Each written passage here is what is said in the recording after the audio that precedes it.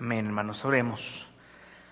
Padre Santo, te damos gracias, bendito Dios, porque nos das la bendición de estar aquí reunidos. Dios mío, gracias porque nos permites encontrar en tu palabra enseñanzas, bendito Dios. Te pedimos, Señor, que nos hables, Padre Santo, que permitas que haya una enseñanza en esta noche, Señor, que llegue a nuestro corazón, bendito Dios, y hagas con nosotros lo que tú quieres hacer de nosotros, bendito Dios. No dejes que nada estorbe, Señor, no dejes que ningún prejuicio, ninguna opinión, ninguna cosa nos distraiga de tu palabra, Señor, y permítenos escuchar lo que tienes que decirnos, Padre Santo. Todo eso te lo pedimos y agradecemos en el nombre de Jesucristo, tu Hijo. Amén. Amén. Me acuerdo muchísimo una vez que fui con mi hermano y sus amigos, porque eran amigos suyos, eran los del grupo de alabanza, cuando iniciamos con el grupo de alabanza así moderno. Imagínense, yo era el que tocaba el bajo, así de mal tocábamos. Pero un día salimos a comer unos tacos después del ensayo y ahí en la taquería, pues ya ve cómo a veces los tacos se llenan de grasita y esas cosas y la tortilla se suaviza y se deshace, y a mi hermano le pasaba mucho eso. Y entonces cuando yo iba por el tercer taco que se le rompía, empezó a gritar: ¿por qué se me rompe otra vez? ¿Por qué nada más a mí? Y todos los demás con nuestro taco normal. Y sí es cierto, nada más a él se le estaban rompiendo. Y uno de sus amigos le dijo: oye, pero pues no es como que la tortilla te tenga ojeriza o algo. No es que la tortilla dijo: sí, para que se te quite me voy a romper. Y ¡pum!, me rompo. Pues no, le pasaba eso porque Eli no sabe comer tacos. Yo creo no tomó el curso que nos dan a los demás mexicanos en la primaria o algo así. Y no sabía en ese momento cómo se debe de agarrar el taco doble para que no se deshaga la tortilla. Pero lo que se me hizo muy curioso es que él pensara que era un asunto personal de las tortillas en su contra. O sea, que él analizara las circunstancias, viera el hecho que todos estábamos viendo y que llegara a la conclusión de: la tortilla se me rompió, en lugar de: no estoy comiéndome bien el taco. ¿Me explico? En ocasiones así nos pasa a los seres humanos. Tienden a pasar cosas a nuestro alrededor y empezamos a creer que todo está en nuestra contra, que Dios nos ha mandado un montón de problemas, que todo el mundo nos odia o cosas así, y llegamos a preguntarnos así como que ¿por qué a mí? Y cosas así. Es decir, reaccionamos de una manera ante las circunstancias externas de nuestro mundo, ante los demás incluso, de una manera en la que a veces no es saludable para nosotros. Hemos estado durante este mes de emociones saludables analizando cómo nuestras emociones son reacciones naturales que no podemos controlar, pero que sí podemos decidir qué vamos a hacer con ellas. El sermón de esta tarde iba a decir, se llama Reaccionando saludablemente ante los demás. El problema no soy yo, sino son todos los demás. O todos están bien tontos menos yo, decimos algunos. Mi hermano de hecho dice que yo digo mucho esa frase. No exactamente esa frase, pero sí tiendo a ser una persona que piensa: todos están bien tontos menos yo. Y una vez en un viaje que estábamos poniéndonos apodos cada quien, Eli se llamaba el no puedo ser feliz con nada. Mi mamá es siempre ve el negrito en el arroz, ese era su apodo durante ese viaje. Y mi cuñado Toño, es decir, el hermano de Melanie, era el todo me lo tomo personal, y yo era el todos están bien tontos menos yo. Y así cada uno tenía su apodo. Son reacciones no saludables que tenemos a veces ante los demás. Debemos de reconocer que todos los seres humanos tenemos el mismo potencial para ser malos y por lo tanto tenemos las mismas posibilidades de estar equivocados, de cometer errores, de dañarnos unos a otros. Pero gracias a Dios y lo que Él hace en nosotros, Él transforma nuestra naturaleza y nos influye para bien, creando que también existe en nosotros el potencial para hacer el bien. Así que tenemos que reconocer que si una persona se equivoca y nos ofende o nos hace algo mal o se nos atraviesa en el tráfico, es porque es igual de malvado que yo. Tiene las mismas habilidades que lo hacen igual de malvado y de propenso a equivocarse que yo tengo. Pero cuando tenemos a Jesucristo, podemos, es decir, tenemos una habilidad extra que nos permite entonces sí ser diferentes. Y ante esa reacción de los problemas que nos causan otras personas, de la maldad de otras personas, podemos reaccionar de una manera saludable. Vamos a leer la palabra de Dios en Génesis 38, 1 al 30. Le pedí a dos jóvenes que nos leyeran el pasaje. Como no llegaba Joel, entonces mandé sustituir con el hermano Alexis. Además ya estuvo mucho, ¿no? A Alejandra sí la han sustituido varios, pero a Joel no. Entonces les voy a pedir que pasen aquí al frente estos dos chamacos y nos lean uno por uno cada uno de estos versículos. Ahí hay otro micrófono. Génesis 38 es el capítulo que nos toca, versículos del 1 al 30. Bien fuerte, adelante. Aconteció en aquel tiempo que Judá se apartó de sus hermanos y se fue a un varón adulamita que se llamaba Hira. Y vio ahí Judá la hija de un hombre cananeo, y el cual se llamaba Sua, y la tomó y se llegó a ella. Y ella concibió y dio a luz un hijo y llamó su nombre Concibió otra vez y dio a luz un hijo, y llamó su nombre Onán. Y volvió a concebir y dio a luz un hijo y llamó su nombre Sela, y estaba en Quetzib cuando lo dio a luz. Después Judá tomó mujer para su primogénito la cual se llamaba Tamar. Y el primogénito de Judá, fue malo ante los ojos de Jehová, y le quitó Jehová la vida.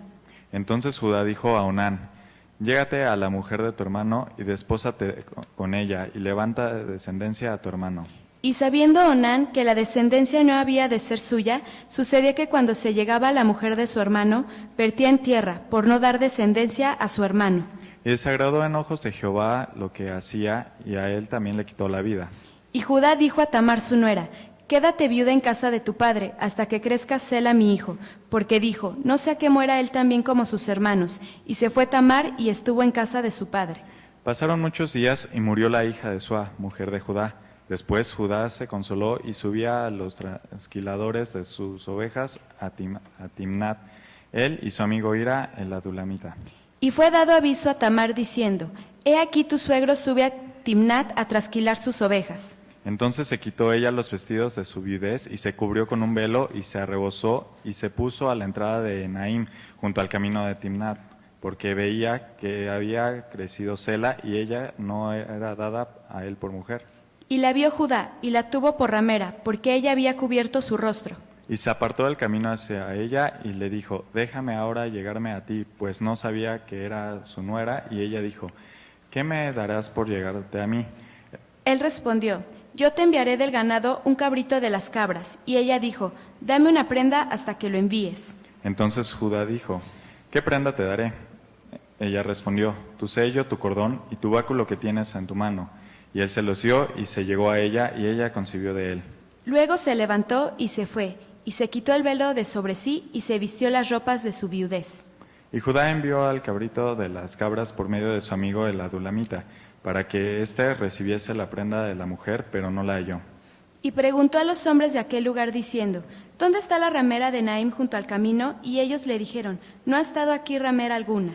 Entonces él se volvió a Judá y dijo, no la he hallado. Y también los hombres del lugar dijeron, aquí no ha estado ramera.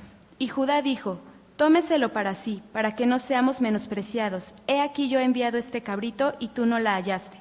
Sucedió que al cabo de unos 3 meses fue dado aviso a Judá diciendo, Tamar, tu nuera, ha fornicado y ciertamente está encinta a causa de las fornicaciones. Y Judá dijo, sacadla y sea quemada.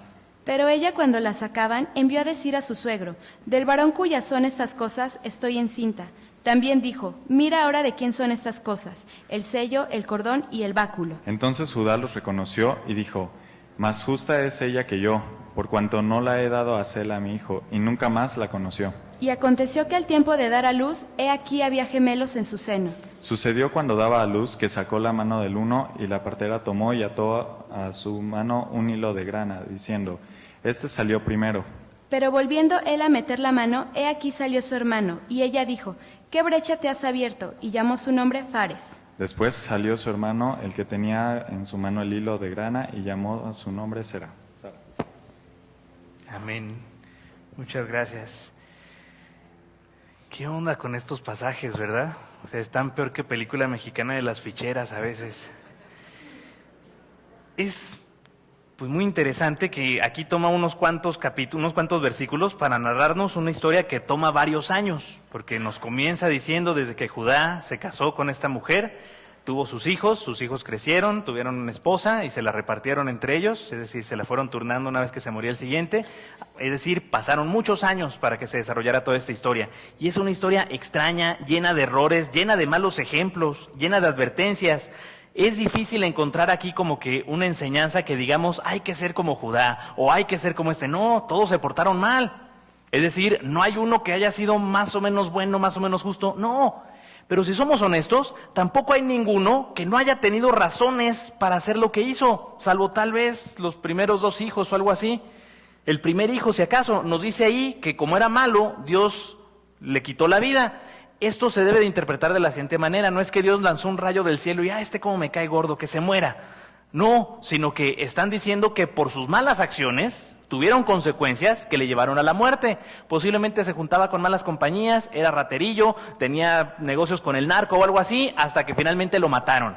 Es decir, cuando la palabra de Dios utiliza esta idea de que era malo y por eso Dios le quitó la vida, se refiere a eso, que murió por consecuencias naturales de sus acciones pecaminosas. Podríamos decir que nada más Él es el único que no nos da una buena razón por la cual hizo lo que hizo, pero todos ellos podrían haber justificado de alguna forma el mal que hicieron. Podrían haber dicho, no, yo hice esto por esto, y yo hice esto por esto, y yo actúo así por esto. Se parecen mucho a nosotros.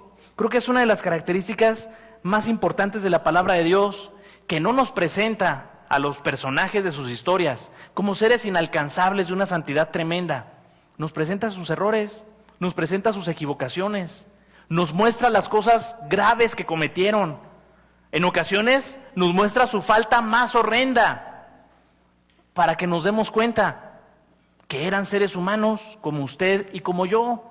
Y así como esos grandes héroes de la fe, como David, de quien nos cuenta alguna de sus fechorías, como Salomón, de quien también nos cuenta cosas feas que hizo, si Dios usó a esas personas para hacer cosas extraordinarias, tampoco nada le evita o le detiene para hacer cosas en nosotros. Hay varias enseñanzas que quiero que tomemos en cuenta en este pasaje, y la primera de ellas es: todos estamos sufriendo de algo. Dios quiere consolarnos. Todos estamos sufriendo y Dios quiere consolarnos a todos. Todos tenemos algún trauma, todos tenemos alguna carencia, alguna circunstancia que nos falta en la vida, alguna persona que nos trató mal, alguna persona que nos dejó traumada, alguna experiencia que debemos de sanar. Todos estamos sufriendo en mayor o menor medida alguna circunstancia. Pero no hay una sola persona en esta tierra a quien Dios no quiera consolar. Incluso las personas que cometen atrocidades, asesinos seriales, secuestradores y gente así, también Dios quiere consolarles. Están en esas circunstancias por decisión propia, pero también porque las circunstancias les permitieron llegar a eso. Muy posiblemente las personas que cometen esa clase de actos tienen algún pasado tortuoso. Regularmente cuando se analiza la vida de los asesinos seriales, uno se da cuenta, no, pues con razón era asesino. La pregunta no es cómo se volvió loco, sino cómo otros no se han vuelto igual de locos.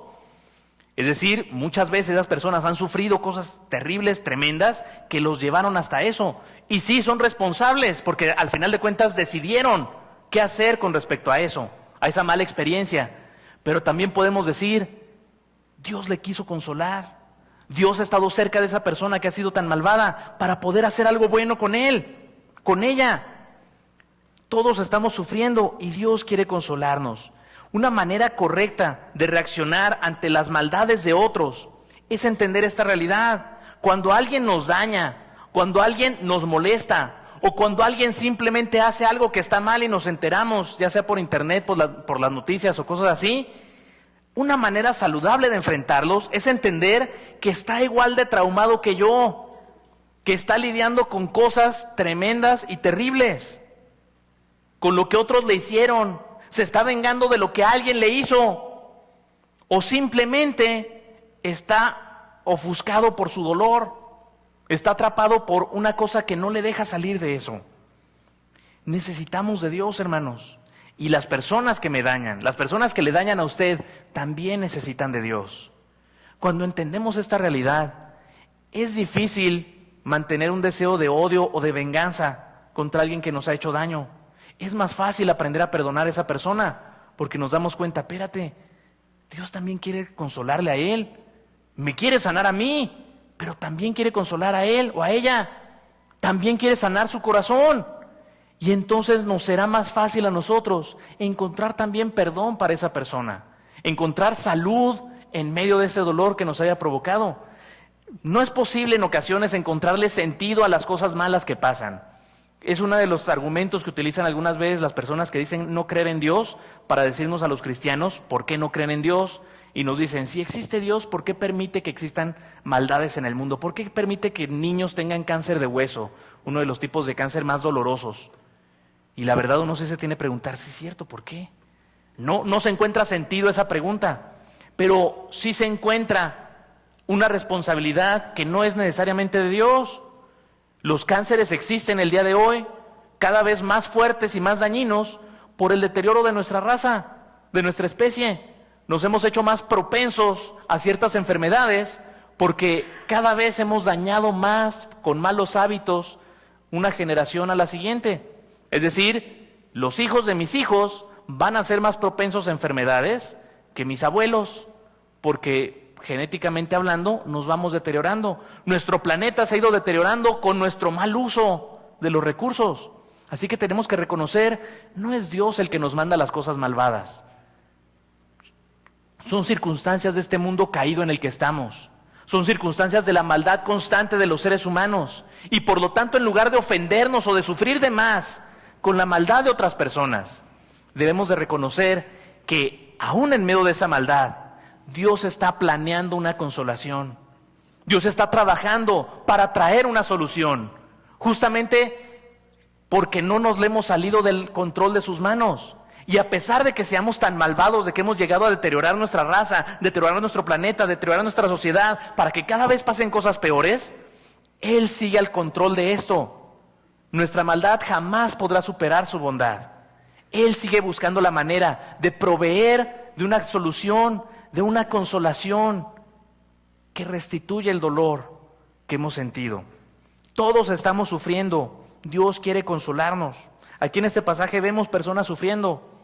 En primer lugar vemos a Judá sufriendo la muerte de sus hijos. ¿Por qué no? La tradición en aquel entonces decía que si un hijo, más bien una persona se moría y no dejaba hijos, su hermano siguiente se debía de casar con su esposa para que sus propiedades las heredara alguien. Lo que significaba esto es que Judá iba a heredar sus propiedades a su hijo mayor, y como no estaba su hijo mayor, se las iba a dar a su nieto de ese hijo. Es decir, el hermano segundo no iba a heredar nada. Por eso es que dice aquí que no quiso tener hijos con Tamar, porque, ¿para qué mi herencia entonces se la van a dar a este chamaco que yo tenga con ella? No, mejor que no nazca ninguno y me la den a mí. Él está sufriendo porque por derecho le correspondería a él ahora ser el primero, pero no lo dejan. Tamar está sufriendo porque en aquel tiempo una viuda no tenía derechos ni manera de protegerse, ni manera de sostenerse. Y no le daban al siguiente hijo, porque Judá decía, no, se me va a morir. Todos están sufriendo en esta historia. Todos están experimentando un dolor.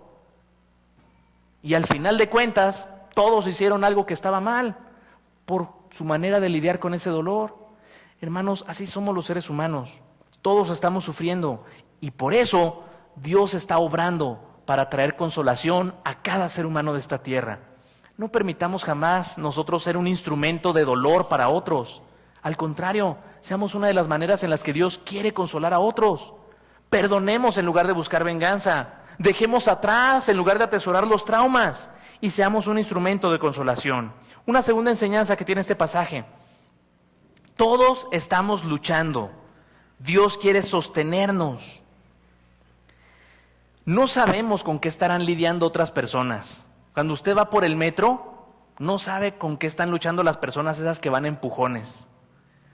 Cuando un pecero se le mete, usted no sabe cómo le fue en la mañana con su esposa. ¿Y por qué anda tan enojado el señor ese? En ocasiones uno los ve y dice, no, este sí se nota porque está enojado. Pues Dios le dio esa cara también, ¿verdad? Como con algunas personas se mancha. Dicen por ahí que hay personas que no son feos, sino que están tratando de conquistar a una mujer en modo difícil. Todos estamos luchando con algo, todos tenemos alguna dificultad con la cual estamos lidiando en este momento. Tenemos que recordar esto, hermanos, y tenemos que recordar que justamente por eso Dios está buscando la manera de sostenernos, de fortalecernos a cada uno en nuestra lucha. No soy yo el único que necesita la bendición de Dios, y tampoco soy el único que va a recibirla. Dios la va a dar a todas aquellas personas que estemos dispuestos a acercarnos a Él. Y justamente por eso habrá en ocasión algunas personas que estén luchando y terminen luchando contra mí. En lugar de ponerme yo también a pelearme con ellos, a convertirme en un enemigo más de esas personas, podemos ser personas que se conviertan en un instrumento de Dios para sostener sus vidas. Hay circunstancias en la vida, Hay maldades que otras personas provocan en nosotros, en donde lo único que podemos hacer es apartarnos de su vida. Pensar, no, esta persona me va a destruir, me va a dañar, nomás me aparto. Y en ocasiones ya eso es suficiente. Porque si intentamos vengarnos, intentamos nosotros hacer algo en contra de esa persona, es posible que nos convirtamos nosotros entonces en el lobo de su cuento, de Caperucita si es Caperucita, de Cerdito si es Cerdito. Todos estamos luchando y Dios quiere sostenernos a todos. Puede que haya personas que me hayan ofendido o que dijeran algo en mi contra o que hicieran alguna circunstancia que me molesta y me duele, porque en su momento, en su lucha que está viviendo, en esa circunstancia, pensó que era la mejor opción que tenía. A lo mejor se equivocó, pero tal vez era lo mejor que tenía que hacer.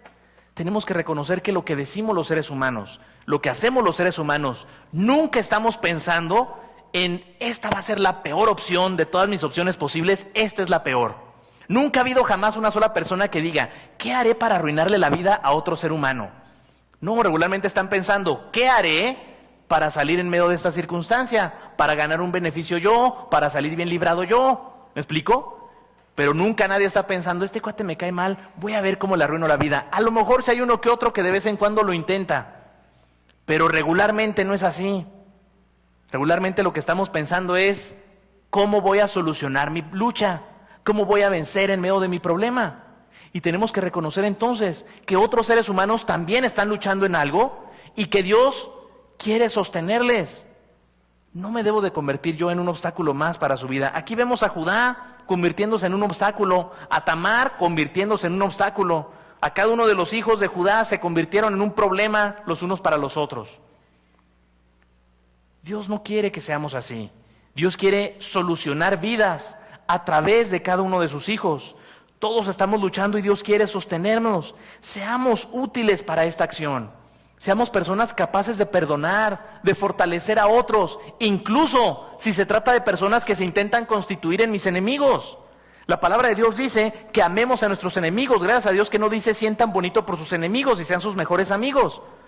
A lo que se refiere amar a nuestros enemigos, significa que si una persona se ha constituido en enemigo mío, me ofende, me odia, yo no debo de hacer nada en su contra. Y si puedo hacer algo en su beneficio, lo debo hacer.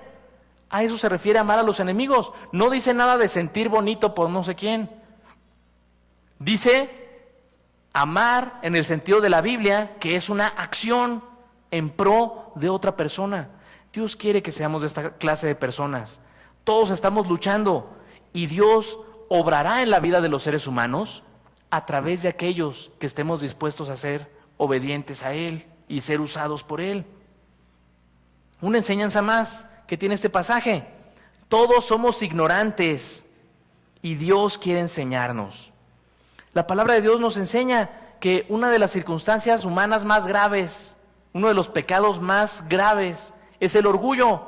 No grave en el sentido de que provoque más condenación que otros. Todos los pecados nos condenan de la misma manera, porque cualquier acción pecaminosa que realicemos no es en sí eso el pecado, sino lo que hay en nuestro corazón que nos impulsa a realizar esa acción pecaminosa.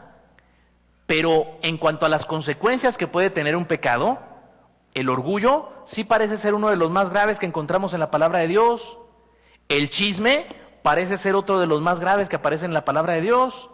Uno pensaría que el asesinato, alguna cosa así espantosa, pero si leemos la palabra de Dios, hay otros que parece que ofenden más y las consecuencias son más graves, o el castigo es más grave. ¿Se acuerdan cuando iba Eliseo subiendo una montaña y unos jóvenes le gritaron, sube, pelón, sube?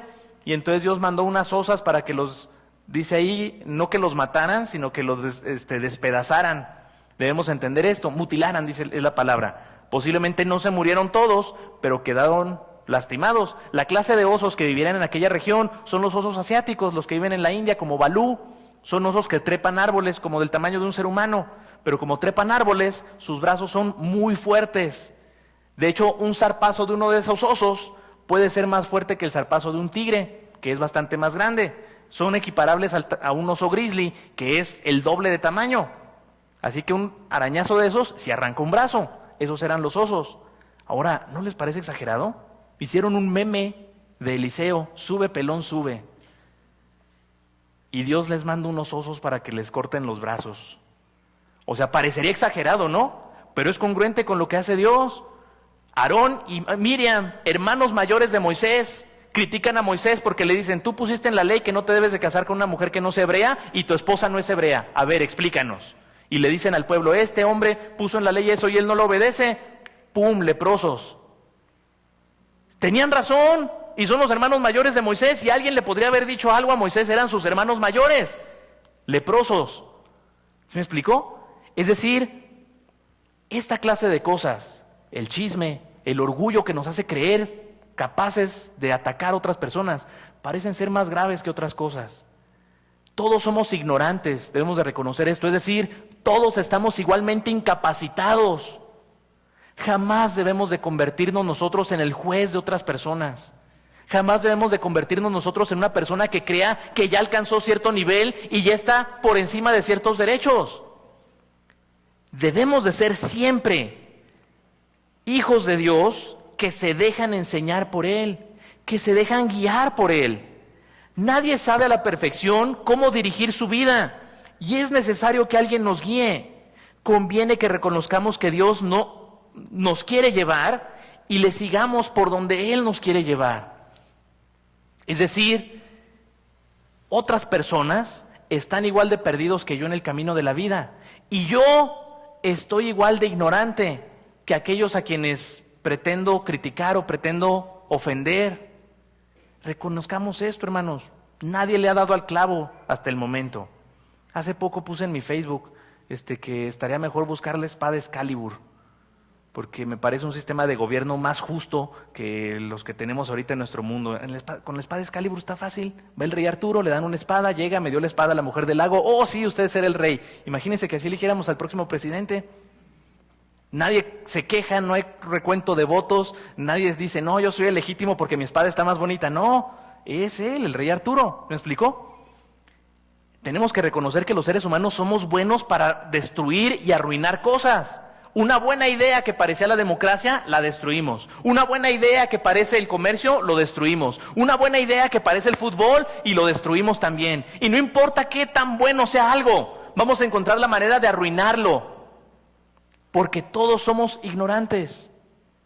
Cuando entendemos esto, y entonces nos sometemos a Dios y nos dejamos de guiar por Él, en lugar de convertirnos en criticones o en lugar de convertirnos en personas impacientes con los demás, podemos convertirnos en enseñanza para los demás.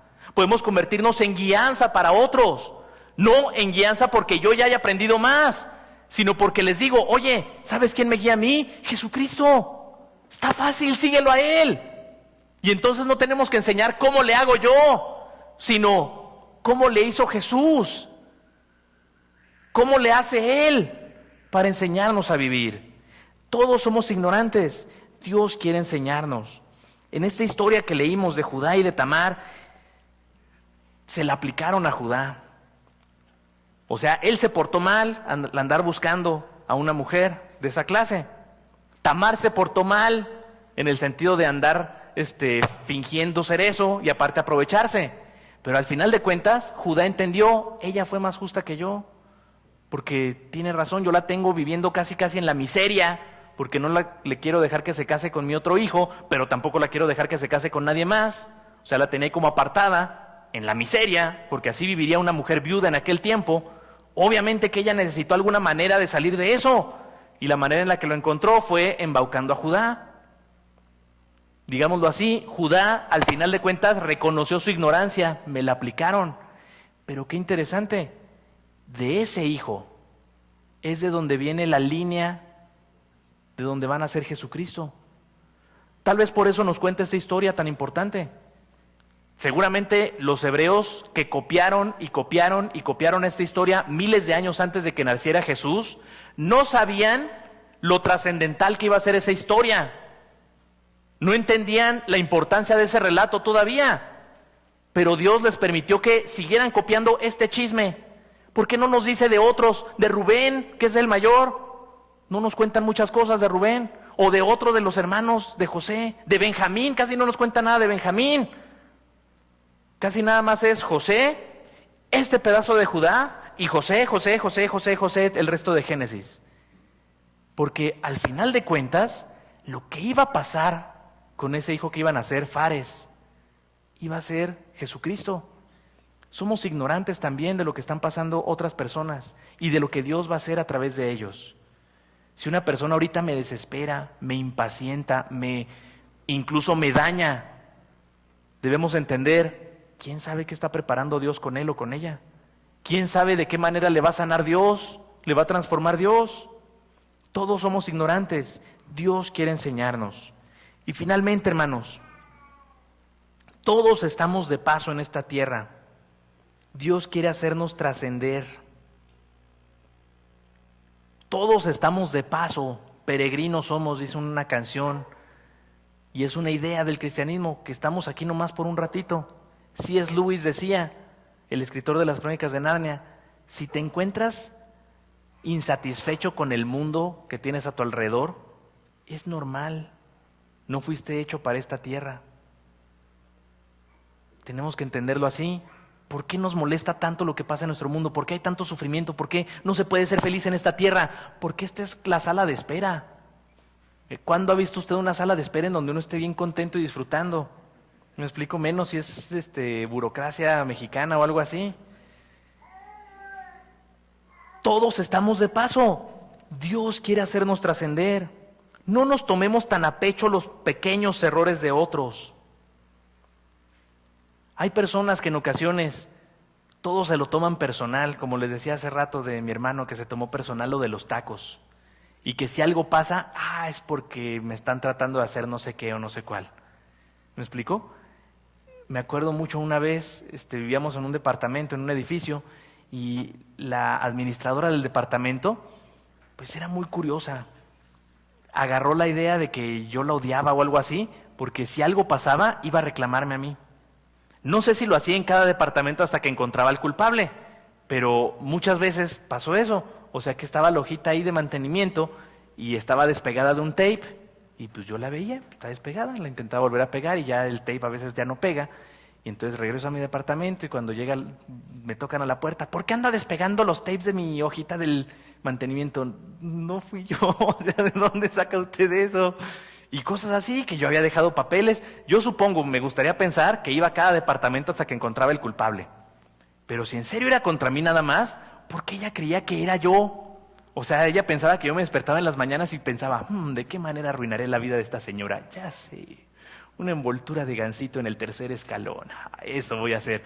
Pues no, ¿verdad? Pero en ocasiones así nos ponemos más bien tratamos a otros como si lo que estuvieran intentando hacer lo hicieran en contra nuestra.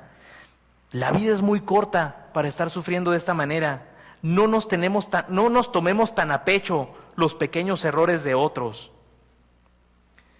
Hace algunos días me pasó una cosa bien curiosa.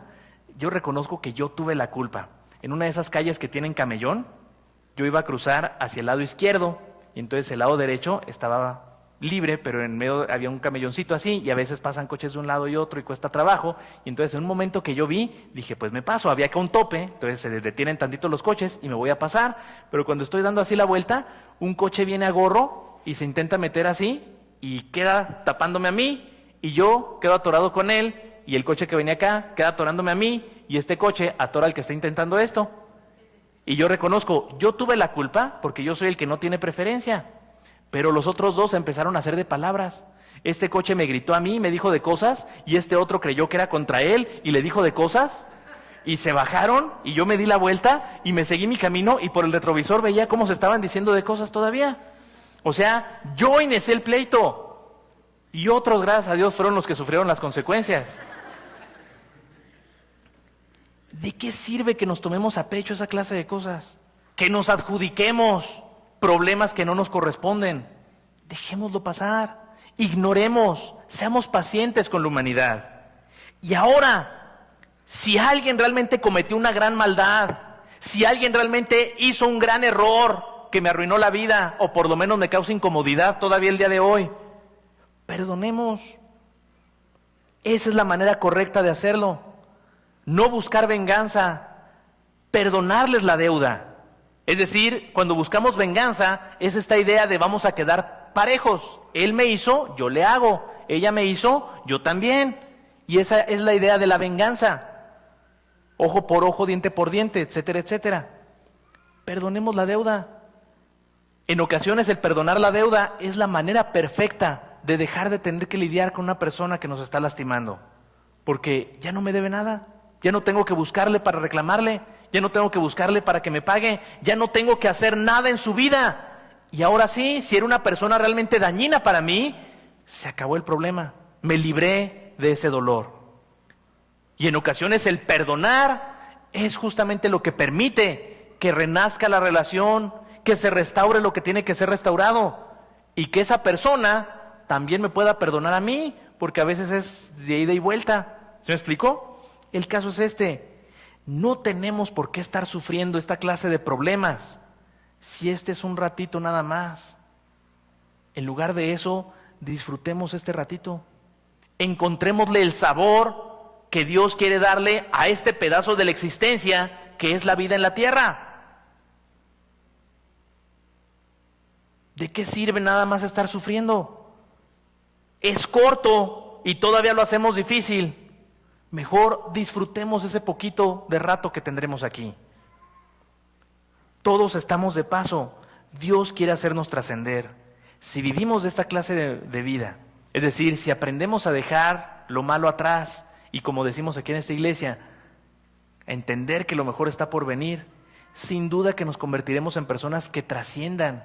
Es decir, personas que se conviertan en parte de algo tremendo, algo enorme que Dios quiere hacer a través de nosotros, que a lo mejor ahorita ni cuenta nos damos.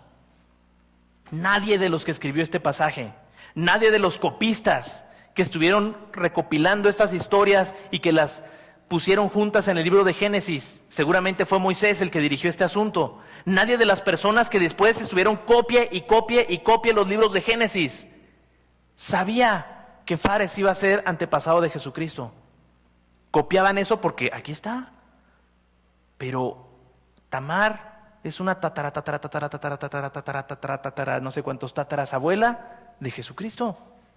Fares es un antepasado de Jesús. Así fue en estas circunstancias extrañas que se fue formando la línea genealógica en la cual Dios vino a traer a su hijo. Seguramente no lo sabían los que lo copiaron, pero nosotros sí lo sabemos. Y eso es lo que se refiere a esta idea de trascender. Ahorita tal vez no me doy cuenta de que este sufrimiento que estoy experimentando, de que este dolor que alguien me causó, es parte del proceso que Dios está utilizando a lo mejor para transformar a ese individuo, para que se dé cuenta lo malo que es, lo mala que es, se arrepienta, se ha transformado, se ha transformada y termine creyendo en Dios y al rato sea un instrumento de Dios.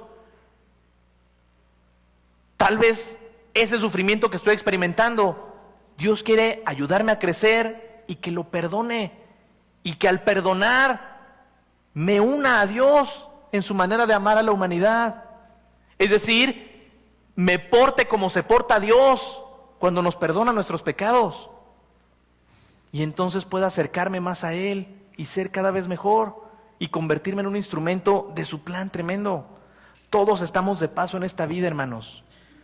Y Dios tiene cosas extraordinarias que quiere hacer con nosotros. No gastemos ese tiempo en sufrimientos. Usémoslo mejor en unirnos a su plan y convertirnos en alguien que trascienda. Todos estamos sufriendo, Dios quiere consolarnos. Todos estamos luchando, Dios quiere sostenernos. Todos somos ignorantes, Dios quiere enseñarnos. Y finalmente, todos estamos un ratito nada más en esta vida. Mi abuela ya lleva bastante rato. Algunos más que otros, pero comparado con la eternidad es poco. Deberíamos usar este poquito tiempo en algo que trascienda, que valga la pena, que transforme vidas, que el poder de Dios se muestre en nosotros y nos permita convertirnos en parte de su plan. Vamos a orar, vamos a pedirle que haga esto en nuestras vidas. Padre Santo, te damos gracias, Dios mío, porque nos permites escuchar tu palabra, Señor. Gracias porque nos has dado, Señor, mensaje y porque nos permites, Señor, encontrar en él dirección, Señor, aún en pasajes extraños, aún en pasajes que parecen más chismes, Señor. Tú tienes enseñanzas tremendas para nosotros, bendito Dios. Te pedimos, Señor, que nos guíes cada día, que nos permitas encontrarnos contigo, Señor, y reconocer, Padre Santo, que también otras personas están sufriendo y que tú quieres consolarles igual que nosotros, Señor.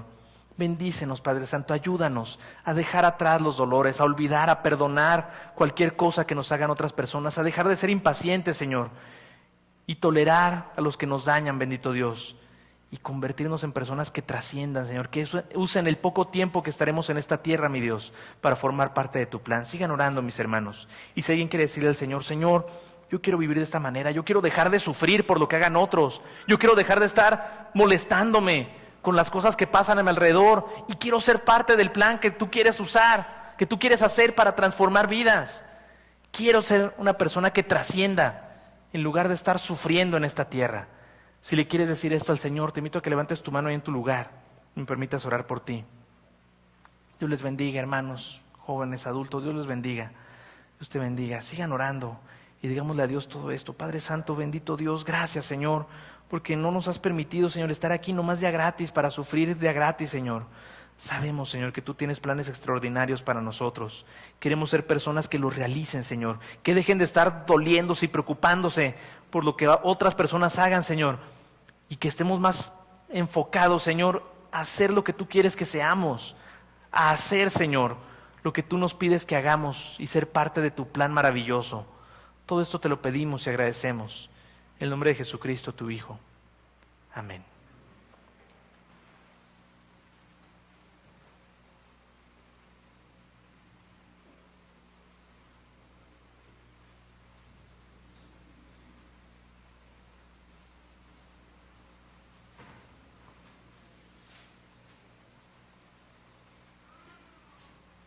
Bueno, la persona que dirige no ha llegado, pero vamos a recoger las ofrendas. Le pedimos a los hermanos diáconos encargados que empiecen a recoger la ofrenda.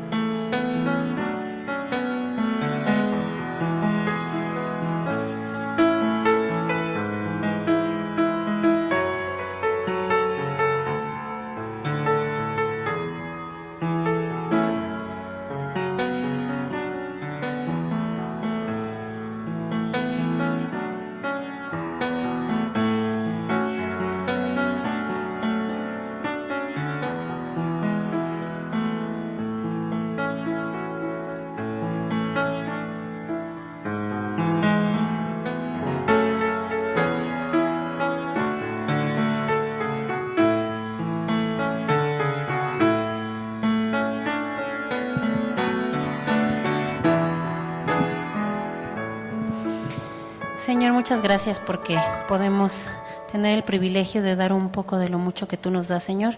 Te pido que multipliques estas ofrendas, que sean para que muy pronto, Señor, podamos disfrutar de un nuevo templo también.